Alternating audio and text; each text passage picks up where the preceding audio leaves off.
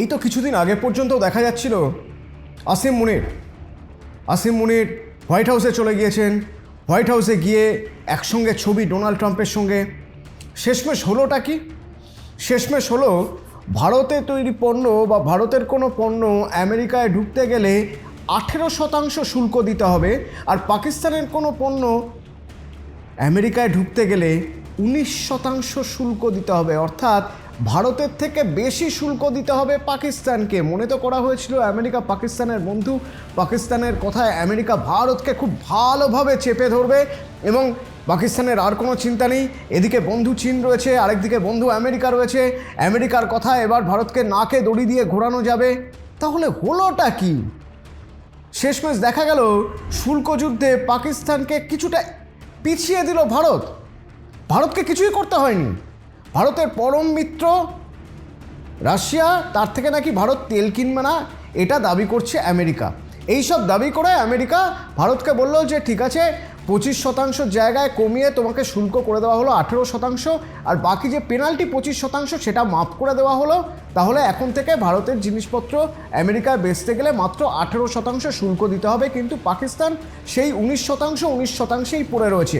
আখেরে পাকিস্তানের কাছে কোথাও যেন ভারত পাকিস্তানকে কয়েক কদম পিছনে ফেলে এগিয়ে গেল। কিন্তু কেন এরকম হলো? এরকম কেন হলো এই প্রশ্ন তুলছে পাকিস্তানের জনগণ, পাকিস্তানের মানুষ।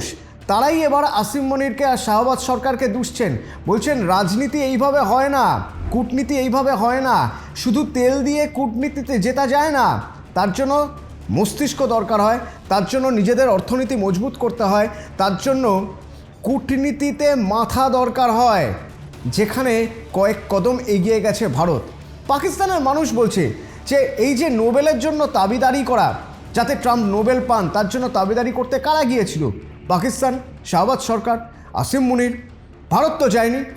তো নোবেলের জন্য দাবিদারি করার পরেও ফলটা কি হলো? সেই তো ভারত কগল দিয়ে বেরিয়ে গেল। আবার শুধু তাই নয়, এই আমেরিকাকে ডেকে নিয়ে এসে বললো আমাদের দেশে বিপুল পরিমাণে খনিজ ভাণ্ডার রয়েছে। যদিও সবটাই খাতায় কলমে, কোথায় যে সেই খনিজ ভাণ্ডার রয়েছে তা এখনও পর্যন্ত কেউই জানেন না। শাহবাজ সরকারও জানে কিনা সন্দেহ রয়েছে। কিন্তু হ্যাঁ, খাতায় কলমে দেখিয়ে দেওয়া হলো বিপুল পরিমাণে খনিজ ভাণ্ডার রয়েছে পাকিস্তানে। আমেরিকা আসুক, আমেরিকা সেখানে এসে লগ্নি করুক, আমেরিকা সেখান থেকে সেই খনিজ নিয়ে যাক তাদের দেশে। হ্যাঁ, মারাত্মক একটা সমঝোতা হবে আমেরিকার সঙ্গে পাকিস্তানের, একেবারে গলায় গলায় ভাব। পাকিস্তান এরকম দেখানোর চেষ্টা করেছিল, পাকিস্তানের সরকার। আখেরে কি হলো? আখেরে দেখা যাচ্ছে যে আমেরিকা নির্দেশিকা জারি করছে যে মার্কিন নাগরিক যারা পাকিস্তানে রয়েছেন তারা সাবধানে থাকুন, খুব বেশি ঘোরাফেরা করবেন না, যদি প্রয়োজন হয় পাকিস্তান থেকে পাত্তারি গুটিয়ে চলে আসুন। পাকিস্তান সেফ জায়গা নয়। পাকিস্তান যে সেফ জায়গা নয় ভারত তো অনেক দিন আগে থেকেই বলেছিল। তাহলে সেই কথায় শিলমোহর দিচ্ছে আসিম মুনিরের পরম বন্ধু ডোনাল্ড ট্রাম্প। মানে যদি আসিম মুনিরের পরম বন্ধু হিসেবে ভাবা যায়, যেরকম আসিম মুনির বোঝানোর চেষ্টা করেছেন বা পাকিস্তানের শাহবাজ সরকার বোঝানোর চেষ্টা করেছেন যে ডোনাল্ড ট্রাম্প তাদের এত খাতির যত্ন করছে, হোয়াইট হাউসে ডেকে নিয়ে যাচ্ছে, তাদেরকে বোর্ড অফ পিসের জন্য আমন্ত্রণ জানাচ্ছে, যদিও সেখানে ইসরায়েল কাঁটা রয়েছে, তবুও বোর্ড অফ পিসের আমন্ত্রণ। আর ভারতকেও তো বোর্ড অফ পিসে আমন্ত্রণ জানানো হয়েছিল। ভারত এখনও কোনো সিদ্ধান্ত নেয়নি। পাকিস্তানকে আমন্ত্রণ জানানো হয়েছে মানেই পাকিস্তানকে একটা বিরাট সম্মান দেওয়া হয়েছে। পাকিস্তান থেকে এরকম মনে করা হচ্ছিল বা পাকিস্তানের সংবাদ মাধ্যম মনে করাচ্ছিল। আসলে সেসবই যে ফানুস, হাওয়ায় উড়ে যাওয়ার মতো ব্যাপার, তা এখন দিনের আলোর মতো স্পষ্ট। তার কারণ ওই শুল্ক যুদ্ধে আমেরিকায় রপ্তানি করতে গেলে পাকিস্তানকে দিতে হবে 19% শুল্ক, ভারতকে দিতে হবে 18% শুল্ক। কিন্তু এই ম্যাজিকটা হলো কিভাবে? পাকিস্তানের মানুষ তো দুষছেন যে পাকিস্তানের যে ম্যানেজমেন্ট, পাকিস্তানের যে সরকার, তাদের বিদেশ নীতিতে এতটাই গলদ ছিল, এতটাই ফাঁক ছিল যে তারা বুঝতেই পারেননি কখন কোথা থেকে কিভাবে সব যেন এলোমেলো হয়ে গিয়ে ভারত বাজি জিতে চলে গেল। আসলে এখানে অন্য একটা গল্প আছে। এই গল্পটা কীরকম? ডোনাল্ড ট্রাম্প নিঃসন্দেহে একজন ব্যবসায়ী। প্রথমে ব্যবসায়ী, তারপর আমেরিকার প্রেসিডেন্ট, এ বিষয়ে কোনো সন্দেহ নেই। এবং ডোনাল্ড ট্রাম্প নিজেও বারবার বলেছেন যে তিনি ব্যবসা করতে চান, সারা পৃথিবীর সব দেশের সঙ্গে ব্যবসা করতে চান, এবং ব্যবসা করতে গেলে যুদ্ধ বন্ধ করতে হবে। যুদ্ধ আর ব্যবসা একসঙ্গে তো হতে পারে না, বরং অর্থনীতির ক্ষতি হবে। অর্থনীতির ক্ষতি হলে তাহলে ব্যবসায় মন্দা আসবে, বরং সবাই যুদ্ধ থামান, ব্যবসা হবে। তো সেই ব্যবসায়ী মানসিকতার ডোনাল্ড ট্রাম্প খুব ভালো করেই জানেন যে পাকিস্তানের বাজার আর ভারতের বাজারের মধ্যে আকাশ পাতাল তফাৎ। ভারতের বাজার পৃথিবীর বৃহত্তম বাজার, যে বাজার ধরার জন্য চীন ওঁত পেতে বসে আছে। চীন অনেকটাই ভারতের সঙ্গে যতই সীমান্তে যাই হয়ে থাকুক না কেন অর্থনৈতিক সমঝোতার পথে হাঁটে, এবং আমাদের বৈদেশিক বাণিজ্য বা আমাদের অর্থনৈতিক যে ট্রিটিগুলো রয়েছে চীনের সঙ্গে, সেগুলো অত্যন্ত কঠোর এবং অত্যন্ত উন্নত মানের। রাশিয়া বারবার রাশিয়া বলে এসেছে ভারত পরম বন্ধু, তাই খুব চরম সময়, খারাপ সময়ও সেই বন্ধুর হাত ছাড়েনি, কম দামে ভারতকে তেল দিয়েছে। আবার দেখুন ইউরোপিয়ান ইউনিয়নের সঙ্গে যে ডিল হচ্ছে ভারতের, সেখানে ইউরোপিয়ান ইউনিয়ন উল্লেখ করছে যে this is the mother of all deal, মানে এত বিরাট মাপের ডিল হচ্ছে। এই সব কিছু কেন হচ্ছে? এই সব কিছু হচ্ছে কারণ ভারতের অর্থনীতি এবং ভারতের বাজার এত বড় বাজার। ভারত যদি কোনো জায়গায় কিছু রপ্তানি করে, তার বদলে যে দেশে রপ্তানি করছে সেই দেশও কিছু ভারতকে রপ্তানি করার সুযোগ পাবে। এই যে শুল্ক, যে পরিমাণ শুল্ক তারা চাপাবে ভারতের উপরে, ভারতও সেই পরিমাণ শুল্ক চাপাবে তাদের দেশের পণ্যের উপরে। এবার যদি তারা শুল্কের পরিমাণ কমিয়ে দেয়, ভারতও শুল্কের পরিমাণ কমিয়ে দেবে। এটাই তো ফেয়ার ট্রেড, এভাবেই তো ব্যবসা হয়ে এসেছে। আমেরিকা জানে যে আমেরিকার কিছু কৃষিজ পণ্য, আমেরিকার সয়াবিন বা দুগ্ধজাত পণ্য বা কৃষিজাত বিভিন্ন পণ্য, সেই পণ্যগুলো ভারতের বাজারে নিয়ে আসতে হবে। তো ভারতের বাজারে যদি বিক্রি করতে না পারে তাহলে আমেরিকার লস, কারণ এত বড় বাজার তো আর কোথাও নেই, অন্তত পাকিস্তানে তো নেই। তাহলে পাকিস্তানের থেকে বেশি ভারতকে প্রয়োজন আমেরিকার।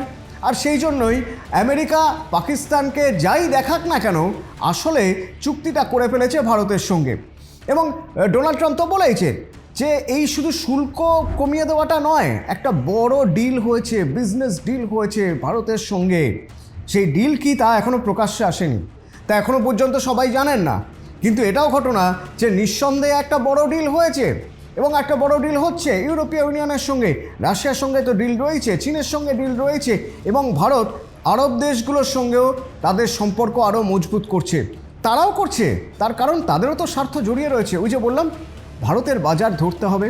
ধীরে ধীরে ভারতের অর্থনীতি এমন একটা জায়গায় পৌঁছে গেছে, এবং এত বড় একটা দেশ, সে এত বড় দেশের একটা উন্মুক্ত বাজার, সেখানে যদি ব্যবসা করার সুযোগ পাওয়া যায় তাহলে কে ছাড়বে? সেখানে পাকিস্তানে এই বাজার রয়েছে, পাকিস্তানে ব্যবসা করার মতো সেই বাজারই নেই। সুতরাং পাকিস্তানের সঙ্গে ব্যবসা করার থেকে প্রত্যেকে চাইবে আগে ভারতের সঙ্গে ব্যবসা করতে। তাহলে এবার এখানে প্রশ্ন উঠবে, কেন বারবার আমেরিকার সঙ্গে ভালো সম্পর্ক রয়েছে, আমেরিকার সঙ্গে সখ্যতা রয়েছে। আসিম মুনির, যে আসিম মুনিরকে বলা হয় পেহেলগাঁওয়ের মাস্টার মাইন্ড, সেই আসিম মুনিরের সঙ্গে ডোনাল্ড ট্রাম্প ছবি তুলছেন, হোয়াইট হাউসে ডেকে নিয়ে যাচ্ছেন। কেন? ব্যবসায়ী ট্রাম্পের এটা আসলে ছিল কূটনৈতিক চাল, কৌশল, ভারতকে চাপে ফেলার, ভারতকে বোঝানোর যে ভারতের প্রতিবেশী দেশ যে ভারতকে বারবার অশান্ত করার চেষ্টা করেছে, প্রতিবেশী দেশের থেকে জঙ্গি ঢুকিয়ে বারবার অশান্ত করার চেষ্টা করেছে, তাদের সঙ্গে আমেরিকার সম্পর্ক ভালো। এতে ভারত একটু ঝুঁকবে, ভারত একটু ডাউন হয়ে যাবে, ভারত একটু ভাবতে বসবে যে তাহলে কি তার নমনীয় হওয়া উচিত। ভারত নমনীয় হয়নি, ভারত শুধু সময় নিয়েছে, ধৈর্যের পরীক্ষা দিয়েছে। যে ধৈর্যের পরীক্ষায় ব্যবসায়ী ট্রাম্পের সব বুদ্ধি ফেল, তার যাবতীয় কৌশল ফেল। যত রকমভাবে যা চাপ দেওয়া যায়, রাশিয়া থেকে কেন তেল কিনছো, তাহলে তোমার উপর আরও 25% শুল্ক চাপিয়ে দেওয়া হলো। তুমি যদি ইরান থেকে তেল নাও তাহলে তোমার উপর আরও বাড়তি শুল্ক চাপিয়ে দেওয়া হবে।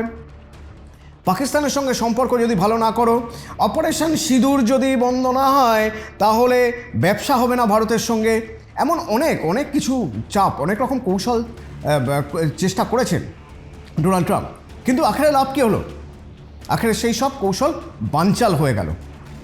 যে সময় দেখা গেল যে পাকিস্তানে প্রচুর খনিজ রয়েছে, আমেরিকা সেখানে আসছে, এইসব দেখার পরেও ভারত চুপ। যখন দেখা গেল যে আমেরিকার সঙ্গে পাকিস্তানের আর্মস ডিল হচ্ছে, তখনও ভারত চুপ।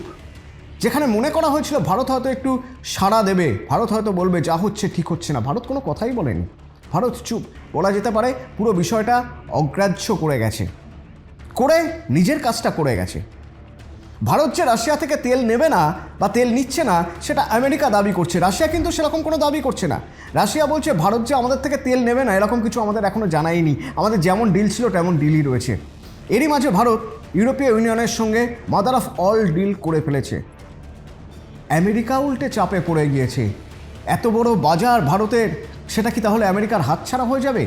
তেলের বাজার তো হাতছাড়া হয়েই যাচ্ছে, কারণ বেশিরভাগ তেলটাই রাশিয়া থেকে নিচ্ছে ভারত। আর তাহলে উন্মুক্ত যে বাজার, সেই বাজার হাতছাড়া হয়ে যাবে। অবশেষে বাধ্য হয়ে এমনই একটা চাল চালতে হলো ট্রাম্পকে, যে চালে আসিম মুনির শাহবাজ সরকার কুপোকাত। বার্গেনিং করতে করতে দেখা গেল ভারতের সঙ্গে শুল্ক সমঝোতা 18% এসে নেমেছে, যা পাকিস্তানের 19% থেকে 1% কম। পাকিস্তান, বাংলাদেশ, চীন, ভিয়েতনাম এদের সবার থেকে কম। নিঃসন্দেহে এই মাস্টার স্ট্রোক ভারতের বিদেশ নীতির, ভারতের বাণিজ্য নীতির, ভারতের বার্গেনিং পলিটিক্সের, যেখানে একেবারে জিরো আসিম মুনির, যেখানে শাহবাজ সরকার পাকিস্তানের একেবারে জিরো। আর সেটাই যেন চোখে আঙুল দিয়ে এখন দেখাচ্ছেন পাকিস্তানের জনগণ। সোশ্যাল মিডিয়ায় ছেয়ে গেছে একটাই কথায়, পাকিস্তান তাহলে করলো কি? পাকিস্তান এত কিছু বলে শেষমেশ তাদের সেই পলিটিক্স কোথায় গেল? বার্গেনিং পলিটিক্স দিয়ে তো বাজি মেরে গেল ভারত। তাহলে শাহবাজ সরকার আর আসিম মুনির এতদিন ধরে বামন হয়ে চাঁদ ধরার স্বপ্ন দেখছিলেন।